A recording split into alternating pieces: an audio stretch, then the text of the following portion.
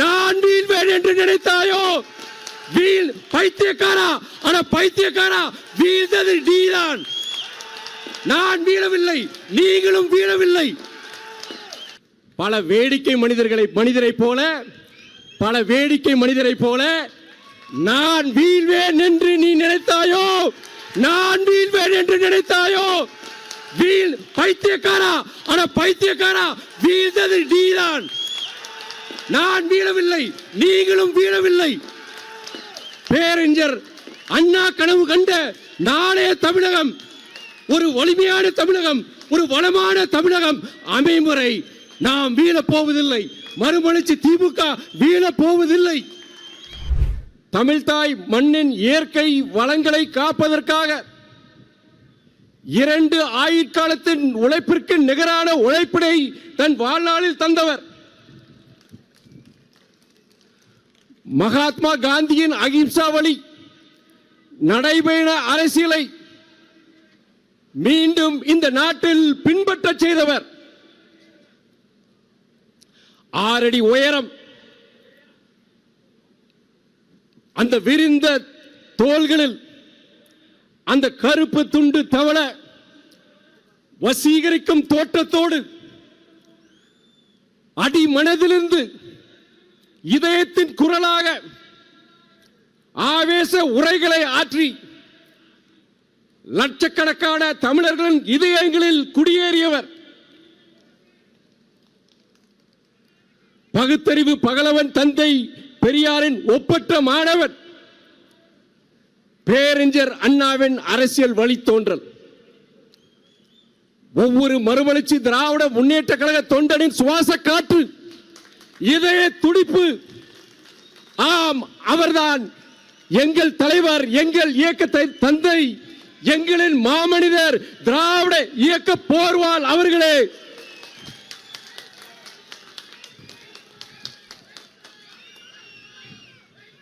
பனிரெண்டு 32 ஆண்டுகளாக இந்த தொடர் அரசியல் ஓட்டத்தில் நீங்கள் உள்ளம் தளரவில்லை என்றாலும் பலர் உடலால் தளர்ந்துள்ளனர். ஆனாலும் தலைவர் இட்ட கட்டளையை 100% நிறைவேற்றும் வண்ணம் இந்த மாநாட்டை வெற்றி பெற செய்துள்ளீர்கள். இந்த வெற்றிக்கு வித்திட்ட மறுமலர்ச்சி சொந்தங்கள் அனைவருக்கும், உயர்நிலை குழு உறுப்பினர்கள், தலைமை கழக நிர்வாகிகள், மாவட்ட செயலாளர்கள், நகர செயலாளர்கள், ஒன்றிய செயலாளர்கள், பகுதி செயலாளர்கள், வட்ட செயலாளர்கள், கிளை செயலாளர்கள், உங்கள் அனைவருக்கும் நீங்கள் இருக்கும் திசையை நோக்கி நான் இரு கரம் கூப்பி தலை வணங்குகின்றேன், என் நன்றியை தெரிவித்துக் கொள்கின்றேன்.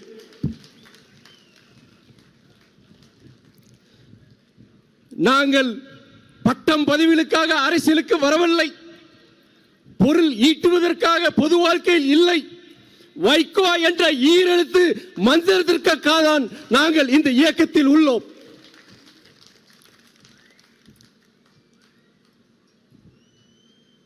அவருடைய தன்னலமற்ற மக்கள் பணிக்கு பக்கபலமாக நாங்கள் உள்ளோம். அவர் உடல் தளர்ந்தாலும் உள்ளம் தளரவில்லை. அன்றும் இன்றும் என்றும் அவர்தான் எங்கள் தலைவர், எங்கள் இயக்க தந்தை, எங்கள் சுவாச காற்று, எங்கள் உயிர் மூச்சு என்ற சித்தாந்தத்தோடு வாழ்ந்திடும் இந்த இயக்கத்தின் இரத்த நாளங்களான மறுமலர்ச்சி சொந்தங்களே, உங்கள் அனைவருக்கும் என் வணக்கத்தினை தெரிவித்துக் கொள்கிறேன்.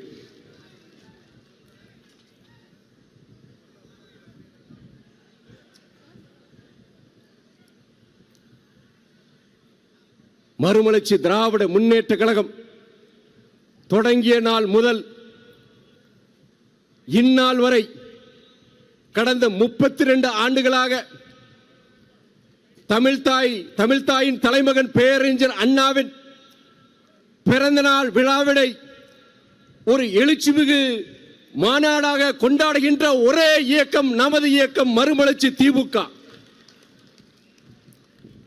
இருண்ட தமிழகத்தில் ஒரு அடித்தளத்தை அமைத்து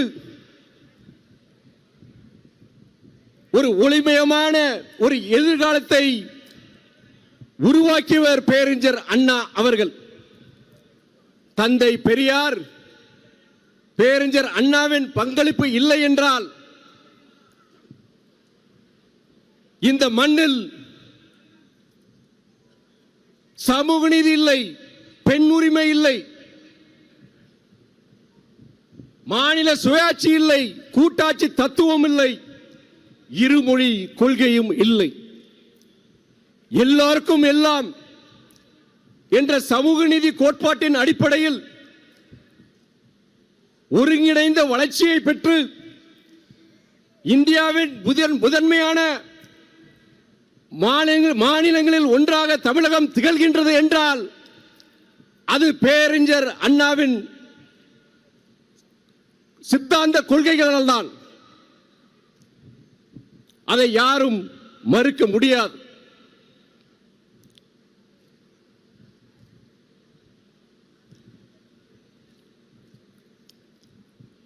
அந்த அண்ணாவின் பிறந்த நாள் தான் இன்று. அமெரிக்கா, ஐரோப்பா, உலகளவில் பல்வேறு துறைகளில் நம்முடைய தமிழ் இளைஞர்கள் ஆதிக்கம் செலுத்துகிறார்கள் என்றால் அதற்கு காரணம் அவர்களுடைய ஆங்கில புலமை. அந்த ஆங்கில புலமைக்கு வித்திட்டது பேரறிஞர் அண்ணாவின் இருமொழி கொள்கைதான். ஆனால் ஆங்கில மொழியை தவிர்த்துவிட்டு இந்தி மொழிக்கு முக்கியத்துவம் அளித்த வட மாநிலங்களின் நிலைமையை நாம் அனைவரும் நன்கு அறிவோம். தமிழ் இளைஞர்கள் இந்த நாட்டின் பெரும் நிறுவனங்களில், பன்னாட்டு நிறுவனங்களில் முதன்மை அதிகாரிகளாக முக்கிய பொறுப்புகளை வகிக்கின்றார்கள். The Tamil youth are after white collar jobs, whereas the others have to settle, the others especially from Hindi states have to settle for blue collar jobs. இதுதான் நடைமுறை உண்மை. ஒன்றிய பாஜக அரசு மும்மொழி கொள்கை மூலம் இந்தி மொழியை மறைமுகமாக திணிக்க பார்க்கின்றது. ஒன்றிய அரசு, பாஜக அரசு சொல்கின்றது 3 மொழிகளை கற்றால் என்ன தவறு, ஹிந்தி மொழியை கற்றால் நல்லதுதானே என்று சொல்கிறார்கள். ஆனால் ஒன்றிய உள்துறை அமைச்சர் திரு அமித்ஷா அவர்கள் ஆங்கிலம் இல்லாத பாரதத்தை உருவாக்குவோம் என்று வட மாநிலங்களில் மேடைதோறும் முழங்குகிறார். உலக தொடர்பு மொழியாம் ஆங்கிலம் இல்லாமல் நாம் செயல்பட முடியுமா? முன்னேற முடியுமா? இல்லை. சரி, ஆங்கிலத்தை தவிர்த்துவிட்டு இந்தி மொழியை, சமஸ்கிருத மொழியை நாம் உலக தொடர்பு மொழியாக வைத்துக் கொள்ள முடியுமா என்றால் இல்லை, அது சாத்தியப்படாது.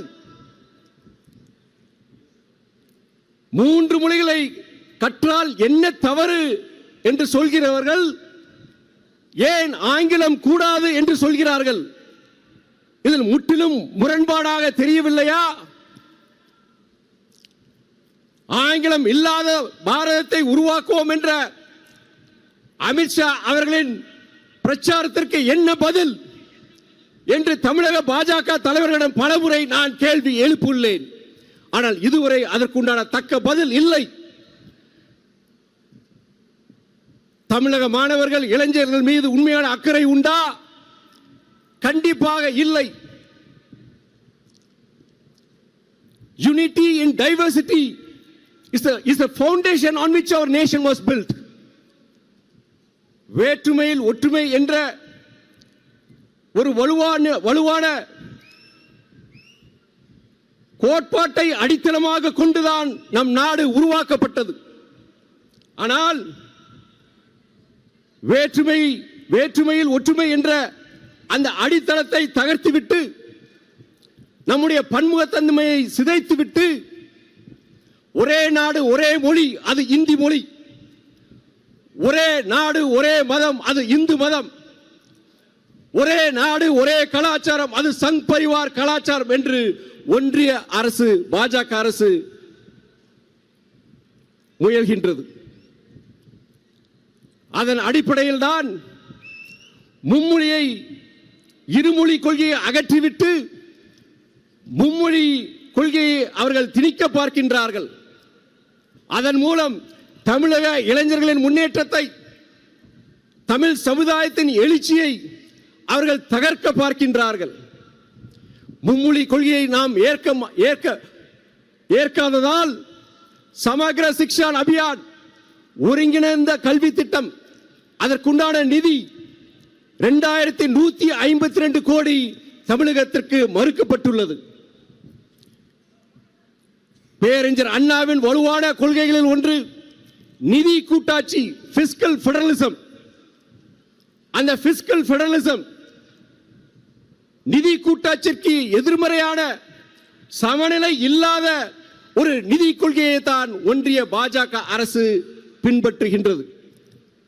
கல்விக்கான நிதியாகட்டும், பேரிடர் நிவாரண நிதியாகட்டும், அல்லது மெட்ரோ ரயில் போன்ற வளர்ச்சி திட்டத்துக்கான நிதியாகட்டும், எதையும் ஒன்றிய பாஜக அரசு முறையாகவும் முழுமையாகவும் தமிழ்நாட்டிற்கு வழங்கியது இல்லை. அவதூறு குற்றச்சாட்டுகளை வீசுவோன் அல்ல துரை வைகோ. நான் தரவுகளுடன் தான் இங்கே நான் பேசுகின்றேன். 2015-20 காலகட்டத்தில் ஒக்கி, நிவார், வர்தா, கஜா போன்ற புயல்கள் தமிழகத்தை அடுத்தடுத்து தாக்கிய பொழுது அன்றைய அதிமுக அரசு ஒன்றிய அரசிடம் கேட்ட பேரிடர் நிவாரண நிதி 1,16,000 கோடி. ஆனால் ஒன்றிய அரசு நமக்கு வழங்கியதோ வெறும் 5,094 கோடி. 2023 ஆண்டு மிக்ஜாம் புயல் தமிழ்நாட்டின் வட மாவட்டங்களை தாக்கிய பொழுது, மழை வெள்ளத்தால் தென் மாவட்டங்கள் பாதிக்கப்பட்ட பொழுது, நமது மாண்புமிகு முதலமைச்சர் அண்ணன் தளபதி அவர்கள் கேட்ட பேரிடர் நிவாரண நிதி 38,000 கோடி. ஆனால் ஒன்றிய பாஜக அரசு நமக்கு வழங்கியது வெறும் 276 கோடி. கேட்டது 38,000 கோடி, ஆனால் அவர்கள் வழங்கியது 276 கோடி. கேட்டதில் 1% கூட நமக்கு கிடைக்கவில்லை. சென்ற ஆண்டு பெங்கல் புயல் தமிழ்நாட்டின் வட மாவட்டங்களை தாக்கிய பொழுது நம்முடைய முதலமைச்சர் அண்ணன் தளபதி அவர்கள் கேட்ட பேரிடர் நிவாரண நிதி 6,675 கோடி. நமக்கு கிடைத்ததோ வெறும் 944 கோடி. தமிழ்நாட்டில் மட்டும் இந்த நிலைமை அல்ல, இல்லை, எதிர்க்கட்சிகள் ஆளும் அனைத்து மாநிலங்களும் இந்த நிலைமைதான். மாநிலங்களை திருவோடு ஏந்த வைத்த ஒன்றிய பாஜக அரசு ஆளுநர்கள் மூலம் பேரறிஞர் அண்ணாவின் மாநில சுயேட்சை கொள்கைக்கும் வேட்டு வைத்து விட்டது. மக்களால் தேர்ந்தெடுக்கப்பட்ட சட்டமன்றங்கள் நிறைவேற்றும் மக்கள் நல மசோதாக்கள் அதற்கு காலம் தாழ்த்தி ஒப்புதல் வழங்காமல் இருந்த ஆளுநர்களுக்கு சமீபத்தில் உச்சநீதிமன்றம் ஒரு குட்டு வைத்தது. சட்டப்பேரவைகள் நிறைவேற்றும் அந்த மசோதாக்களுக்கு 3 மாதங்களில் ஆளுநர்கள் ஒப்புதல் வழங்க வேண்டும் என்பதுதான் அந்த வரலாற்று சிறப்பான தீர்ப்பாகும். சமீபத்தில் நாடே அதிர்ச்சியாகும் வகையில், ஜனநாயகத்தை குழி தோண்டி புதைக்கும் வகையில் நாடாளுமன்றத்தில் விவாதிக்காமல் சென்ற மாதம் நாடாளுமன்ற கூட்டத்தொடர் முடியும் தருவாயில் ஒரு மசோதாவை ஒன்றிய அரசு கொண்டு வந்தது. அந்த மசோதாவின்படி ஒருவர் குற்றஞ்சாட்டப்பட்டு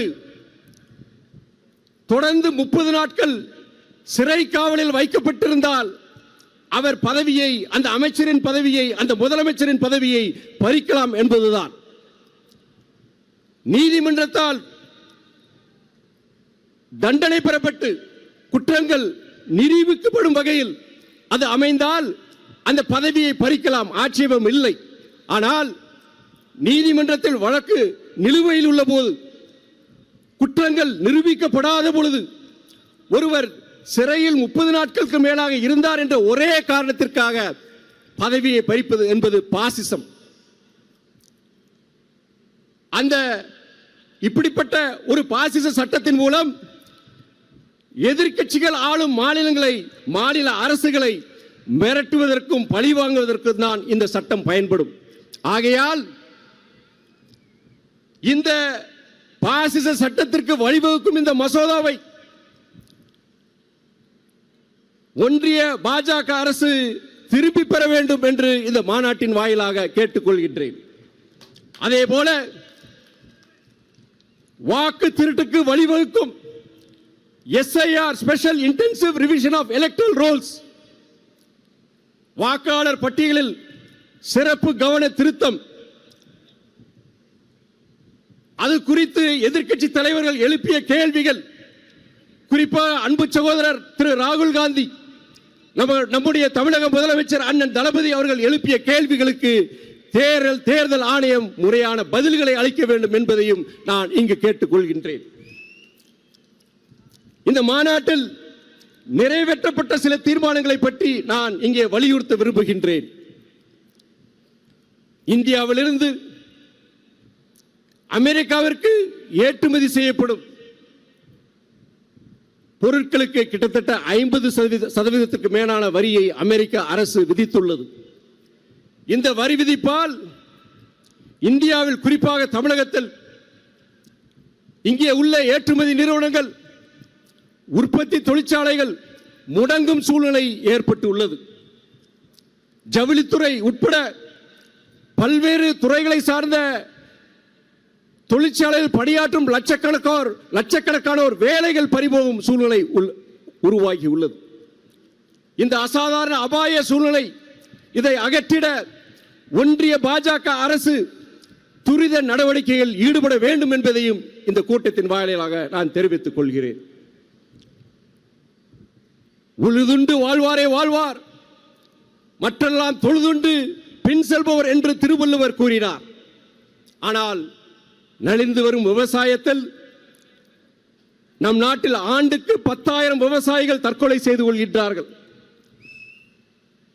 கடந்த 11 ஆண்டுகளில் 1 லட்சத்துக்கும் மேற்பட்ட விவசாயிகள் இந்த நாட்டில் தற்கொலை செய்துள்ளார்கள். இதற்கு, இந்த அவலநிலையை போக்க விவசாய விளைபொருட்களுக்கு குறைந்தபட்ச ஆதார அந்த விலையை ஒன்றிய அரசு நிர்ணயம் செய்ய வேண்டும். நிர்ணயம் செய்யப்பட்ட அந்த குறைந்தபட்ச ஆதார விலை, அதை 100% அமல்படுத்த சட்டங்களை ஒன்றிய அரசு இயற்ற வேண்டும் என்பதையும் தெரிவித்துக் கொள்கிறேன். கடுமையாக்கப்பட்ட பயிர் காப்பீட்டு திட்டத்தின் விதிமுறைகளை ஒன்றிய அரசு மாற்ற வேண்டும். அனைத்து விவசாயிகளும் இழப்பீட்டு தொகையினை எளிதில் பெறும் வண்ணம் அந்த விதிமுறைகளை ஒன்றிய அரசு மாற்ற வேண்டும் என்ற கோரிக்கையை நான் இந்த கூட்டத்தின் வாயிலாக தெரிவித்துக் கொள்கின்றேன்.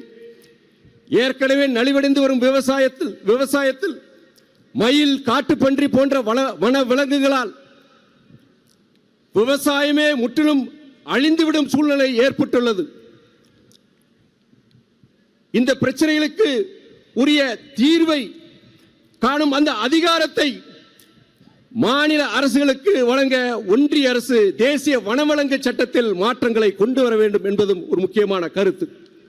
வறட்சி, காலநிலை மாற்றத்தால் மழை வெள்ள பாதிப்பு, விதை, உரம் போன்ற விவசாய இடுபொருட்களின் விலை உயர்வு, மயில், காட்டுப்பன்னி போன்ற வனவிலங்குகளால் ஏற்படும் இழப்பு, இது போன்ற பல்வேறு காரணங்களால் விவசாயமே செய்ய முடியாத சூழ்நிலையில் பல லட்சக்கணக்கான விவசாயிகளுக்கு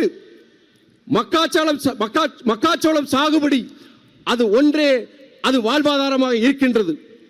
அதை கருத்தில் கொண்டு அந்த மக்காச்சோளத்திற்கு விதிக்கப்பட்ட அந்த செஸ் வரியை நீக்க வேண்டும் என்று எனது கோரிக்கையை தாயுள்ளத்தோடு ஏற்று அந்த மக்காச்சோளத்திற்கு உண்டான செஸ் வரியை நீக்கிய மாண்புமிகு தமிழக முதலமைச்சர் அண்ணன் தளபதி அவர்களுக்கும், வேளாண் துறை அமைச்சர் அண்ணன் MRK பன்னீர்செல்வம் அவர்களுக்கும் நிதியமைச்சர் அண்ணன் தங்கம் தென்னரசு அவர்களுக்கும் மீண்டும் என் கோடானு கோடி நன்றியை நான் தெரிவித்துக் கொள்கிறேன். இந்த மாநாட்டின் வாயிலாக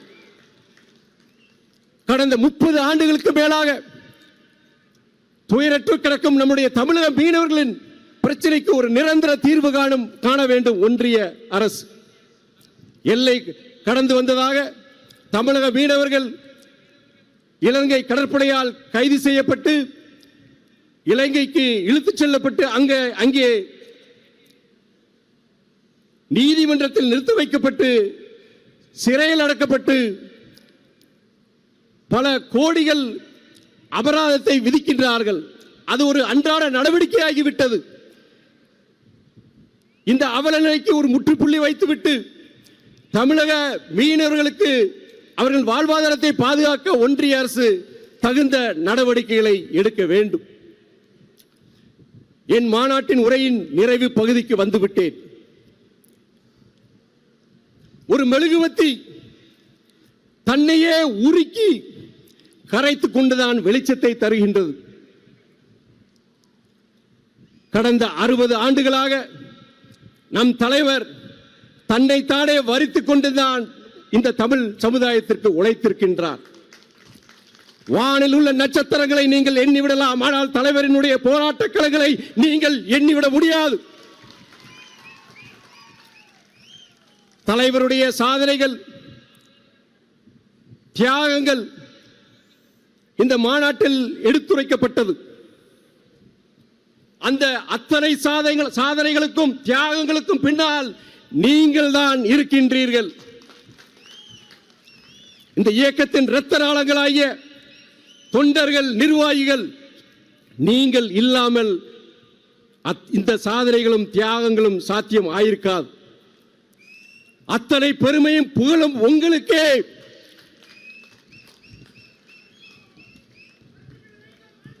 திராவிட இயக்க போர்வாளன் உந்து சக்தியும் நீங்களே.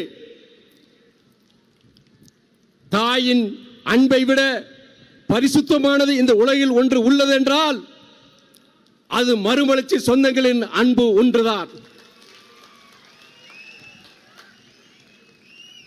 திராவிட தலைவர் மீது நீங்கள் கொண்டுள்ள காதல், இந்த இயக்கத்தின் மீது நீங்கள் கொண்டுள்ள விசுவாசம், உலகில் வேறு எங்கும் இந்த பந்த பாசத்தை நாம் பார்க்க முடியாது.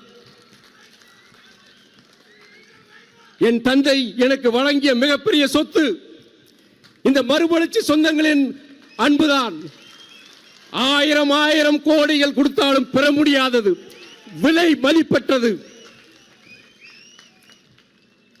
எந்தவித பிரதிபலனும் எதிர்பாராமல் தலைவர் மீது கொண்ட காதலால், நேசிப்பால், அன்பால் உருவான ஒரு உறவுதான் மறுமலர்ச்சி திராவிட முன்னேற்ற கழகம் என்ற இந்த உன்னதமான இயக்கம்.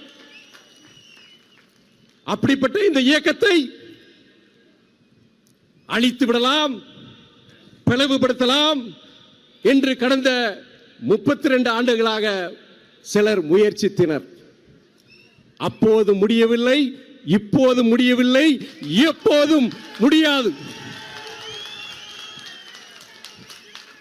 இமயமலையை கூட நகர்த்தி விடலாம், ஆனால் லட்சக்கணக்கான மறுமலர்ச்சி சொந்தங்களின் இதயத்தில் குடியிருக்கும் இந்த இயக்கத்தை யாராலும் அசைக்க முடியாது என்பதை இந்த மாநாட்டில் தெரிவித்துக் கொள்கிறேன்.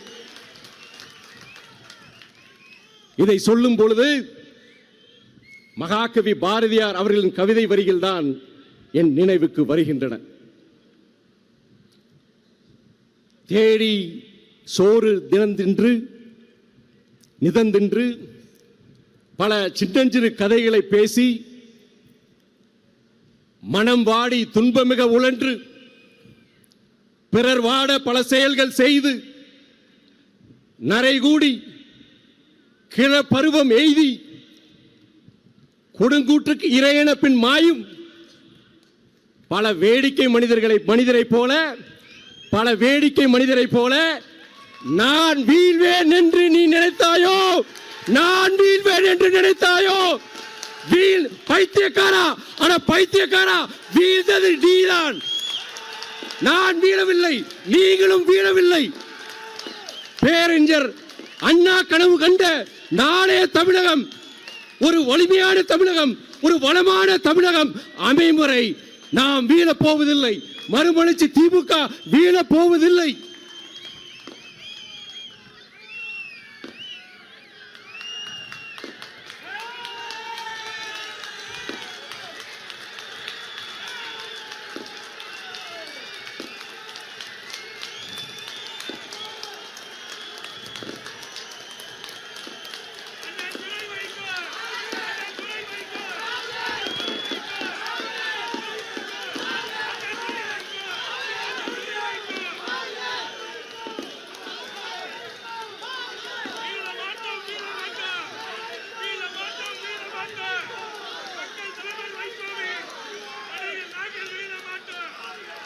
மறுமலர்ச்சி திராவிட முன்னேற்ற கழகம், மறுமலர்ச்சி திராவிட முன்னேற்ற கழகம் தமிழக அரசியல் களத்தில்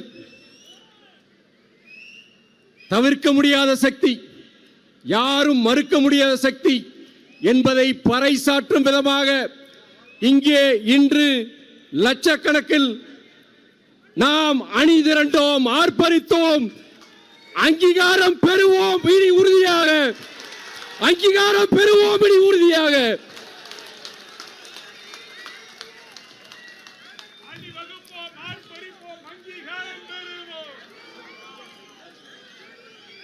வெட்டட்டும் கூறுவாட்கள் தமிழ் பகையை நோக்கி, வெடிக்கட்டும் அதிர்வேட்டு போர் முழக்கம், எட்டட்டும் நெடுவானில் ஈட்டி கூட்டம், எதிரிகளின் மார்புக்குள் குடியேறட்டும், கட்டட்டும் மூட்டைதனை நம் இணை பகைவர் இல்லை, கட்டாரி முத்தத்தை சுவை பார்க்கட்டும், பட்டத்தை போல் கழக கொடியின் கூட்டம் பறக்கட்டும் நெடுவானில். வாழ்க வைகோ, வாழ்க வைகோ, வளர்க மறுமலர்ச்சி திராவிட முன்னேற்ற கழகம், வளர்க மறுமலர்ச்சி திராவிட முன்னேற்ற கழகம். நன்றி, நன்றி, நன்றி.